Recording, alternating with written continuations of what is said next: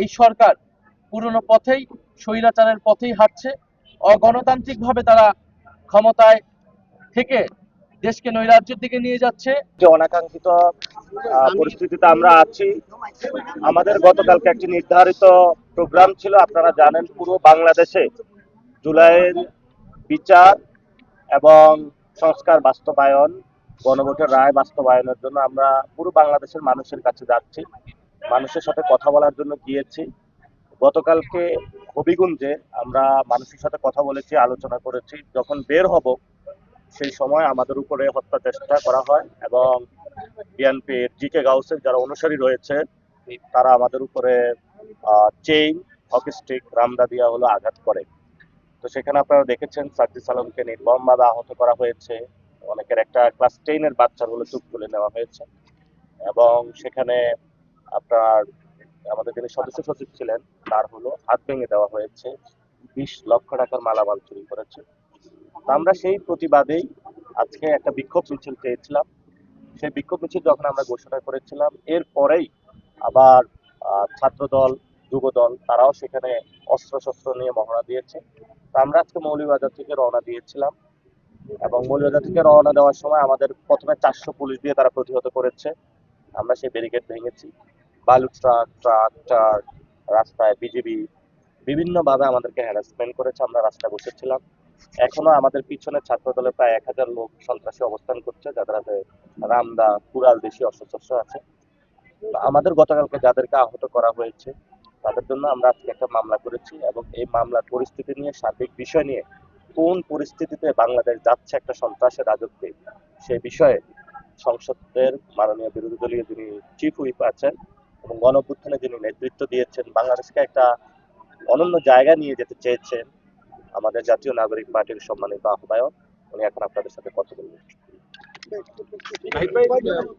বললেন যে মামলা, এটা কি মামলা নেওয়া হয়েছে না অভিযোগ দিয়েছেন? আমরা ব্রিফটা শেষ হোক তারপরে প্রিয় দেশবাসী এবং প্রিয় সাংবাদিক ভাই বোনেরা, আজকে খুবই দুঃখের সাথে আমাদেরকে বলতে হচ্ছে যে জুলাই গণ অভ্যুত্থানে 2 বছর দ্বিতীয় বার্ষিকী যখন আমরা উদযাপন করছি, স্মরণ করছি আমাদের শহীদদেরকে, এবং আমরা যে গণতান্ত্রিক বৈষম্যহীন বাংলাদেশের আকাঙ্ক্ষায় জুলাই গণ অভ্যুত্থানে আমরা অংশ নিয়েছিলাম, আত্মত্যাগ করেছিলাম, সেই বাংলাদেশের পক্ষে, সংস্কারের পক্ষে, বিচারের পক্ষে আমরা কথা বলে যাচ্ছি। সেটার জন্য সারা দেশে আমাদের যে জুলাই পদযাত্রা চলমান ছিল, তারই অংশ হিসেবে আপনারা জানেন হবিগঞ্জে হত্যার উদ্দেশ্যে হামলা হয়েছে। একটি কিশোরের চোখ কেড়ে নেওয়া হয়েছে, যেখানে শেখ হাসিনা জুলাই গণ অভ্যুত্থানে শত শত ছেলে মেয়ের চোখ কেড়ে নিয়েছে। এই সরকার, তারেক রহমানের সরকার, এসে 5 মাসের মাথায় একজন কিশোরের চোখ কেড়ে নিলেন। আমরা বুঝতে পারছি এই সরকার পুরনো পথেই, স্বৈরাচারের পথেই হাঁটছে। অগণতান্ত্রিকভাবে তারা ক্ষমতায় থেকে দেশকে নৈরাজ্যের দিকে নিয়ে যাচ্ছে। তারা গণভোটের গণরায় মানে নাই, তারা স্বাধীন পুলিশ কমিশন করে নাই, অর্থাৎ তারা সন্ত্রাস নির্ভর তারা একটি রাষ্ট্র তৈরি করতে চাচ্ছে। যেটা আগে ছিল সেটাকে তারা অব্যাহত রাখছে।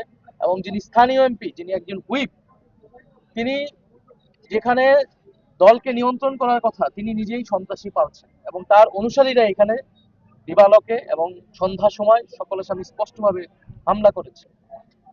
এখন হামলা হয়েছে, আমরা এখন পর্যন্ত গ্রেফতার দেখিনি, কারণ পুলিশ বলছে মামলা হয়নি। ফলে মামলা করার জন্য আমাদের বিক্ষোভ মিছিলকে কিন্তু আমরা স্থগিত করেছি, যেহেতু 144 ধারা এবং পুলিশ অনুরোধ করেছে আমাদের। আমরা মামলার জন্য আসতে দিয়েছি, তারা মামলার জন্য আমাদেরকে প্রথমে আসতে দেয়নি, বাধা দিয়েছে কয়েক দফায়। আমাদের মাহমুদা মিতু, ওনার গায়ে হাত তুলেছে পুলিশ, এবং কিন্তু আমরা বলেছি মামলা না নিয়ে আমরা মাঠ ছাড়বো না, আমরা হবিগঞ্জ ছাড়বো না।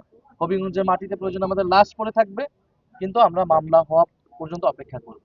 এবং একটা পর্যায়ে পুলিশ মামলা করতে আমাদেরকে এই ক্যাম্পে নিয়ে এসেছে। আমরা অভিযোগ দায়ের করেছি, তারা 2 ঘন্টার মধ্যে, রাতের মধ্যে বলেছে মামলার কোর্ট দিবে।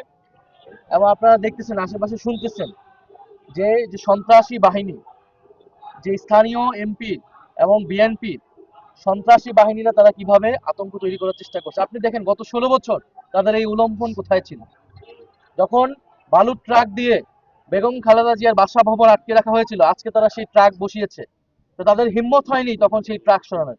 গত 16 বছর তাদের হিম্মত কতটুকু বাংলাদেশের জনগণ কিন্তু দেখেছে। সাধারণ মানুষ যদি গণ অভ্যুত্থানে নেমে না আসতো, ছাত্ররা নেমে না আসতো, এই গণ অভ্যুত্থান সফল হতো না। আপনি যদি বলেন এখানে মিথ্যা প্রোপাগান্ডা ছড়ানো হচ্ছে যে নাসিরউদ্দিন পাটোয়ারি কটূক্তি করেছে, এটা বলেছে সেটা বলেছে, নাসিরউদ্দিন পাটোয়ারি অথবা আমাদের দলের যে কেউ যদি প্রচলিত আইন বিরোধী, আইন লঙ্ঘন করে কোনো বক্তব্য দেয়, আইন অনুযায়ী তার ব্যবস্থা হবে, আইন অনুযায়ী সেটা ব্যবস্থা নেওয়া হবে। তিনি যদি রাজনৈতিক মূল্যবোধ বিরোধী কোনো বক্তব্য দেন, সেটার বিচার জনগণ করবে, ভোটে জনগণ রায় দিবে, জনগণ সেটা বিচার করবে। কিন্তু ছাত্র দলের বা বিএনপির বা কোনো সন্ত্রাসী তো সেটা বিচার করার কোনো এখতিয়ার নাই, কিন্তু তারা সেটা করছে। আর যদি কটূক্তির কথা বলেন, যে এক্স প্রেসিডেন্ট, যে ফ্যাসিস্ট চুপ্পু, তিনি বর্তমান প্রধানমন্ত্রী তারেক রহমানকে নিয়ে কটূক্তি করেছেন, জিয়াউর রহমানকে নিয়ে কটূক্তি করেছেন, খালেদা জিয়াকে নিয়ে কটূক্তি করেছেন।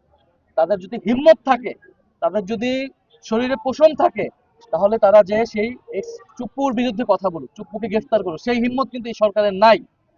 তাহলে তারা কতিপয় যুবক, যারা আমরা গণ অভ্যুত্থানে ছিলাম, যারা আমরা নতুন রাজনৈতিক দল করেছি, যারা আমরা গণতান্ত্রিক রাষ্ট্র বিনির্মাণের জন্য এখনো কাজ করে যাচ্ছি, এই সন্ত্রাসের বিরুদ্ধে তো আমাদের লড়াই ছিল। এটার জন্যই তো আমরা দেশের গণতান্ত্রিক সংস্কার চেয়েছিলাম, যাতে পুলিশ স্বাধীনভাবে কাজ করবে, বিচার স্বাধীনভাবে কাজ করবে। তো আজকে যেটা হলো, পুরা জিকে ঘোষ উনি যে সন্ত্রাসী ছিলেন বা সন্ত্রাস পালেন, সন্ত্রাসীদেরকে আশ্রয় দেন, এটা হবিগঞ্জের মানুষ জানতো এতদিন। গতকাল এটা পুরো বাংলাদেশ জেনেছে এবং আজকে এটা পুরো পৃথিবী জেনেছে। ফলে এই সরকার কিভাবে বিরোধী দলের সাথে ট্রিটমেন্ট করে, অপোজিশনকে মত প্রকাশের অধিকার যেখানে সংকুচিত হয়ে যাচ্ছে, এটা আজকে প্রতীয়মান হচ্ছে। আমরা পুলিশকে বলবো, এখানে এসপি ছিলেন, আমরা বলবো যে পুলিশ যদি তার নিরপেক্ষতা প্রমাণ করতে চায়, ধরে রাখতে চায়, পুলিশের যেই শেখ হাসিনার সময় যে দলীয়করণ, সেখান থেকে তাদের ইমেজ যদি উদ্ধার করতে চায়, তাহলে অবশ্যই এই ঘটনার যথাযথ বিচার হতে হবে, দ্রুত সময়ের মধ্যে, আজকে রাতের মধ্যে গ্রেফতার করতে হবে। আসামিদের কোনোভাবে যাতে পালিয়ে যেতে না পারে, গ্রেফতার করে তাদের বিচার হলে আমরা তাও ধরবো যে কিছু পরিমাণ হইলেও এখানে এখনো ন্যায় বিচার আছে।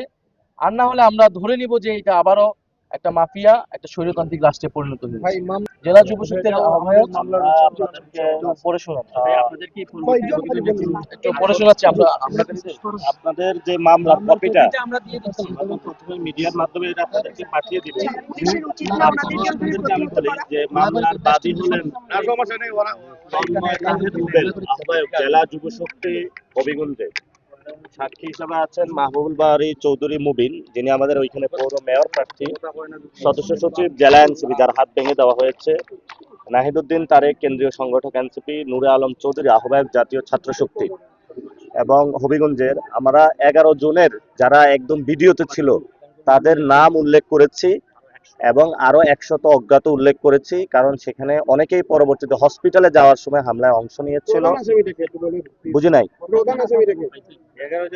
এটা আমরা, এটা যখন আজকে আমরা অভিযোগটা দায়ের করেছি, এটা ভিডিও ফুটেজে বিশ্লেষণ করা হবে।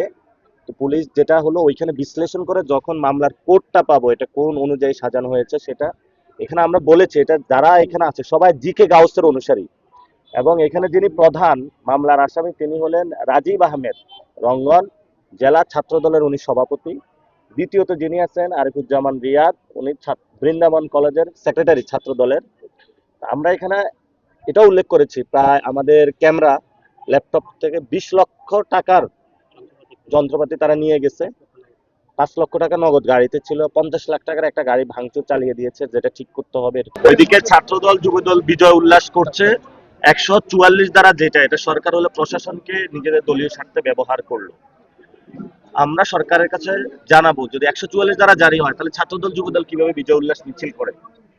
তাহলে আমরা 144 দ্বারা যেখানে জারি হয়েছে সেখানেও আমাদেরকে যাইতে দেয় নাই। পুলিশ এখানে আমাদেরকে আটকিয়ে রেখেছে, চারদিকে পাহাড়, আর চারদিকে আমাদের সন্ত্রাসীরা অস্ত্র নিয়ে আমাদেরকে ঘেরাও করে রাখছে। আমরা এখানে মামলাটা অভিযোগ দায়ের করেছি, উনি বলছে রাতের মধ্যে আমাদেরকে জিআর কোডটা দিবে। তো আমাদের কিন্তু কর্মসূচি আগে বলেছে যে ঠিক আছে, আমরা কর্মসূচি যেহেতু 144 দ্বারা জারি হয়েছে, কর্মসূচি আমাদের বিক্ষোভ মিছিল স্থগিত, তাহলে আমরা ওইখানে গিয়ে মামলাটা করব।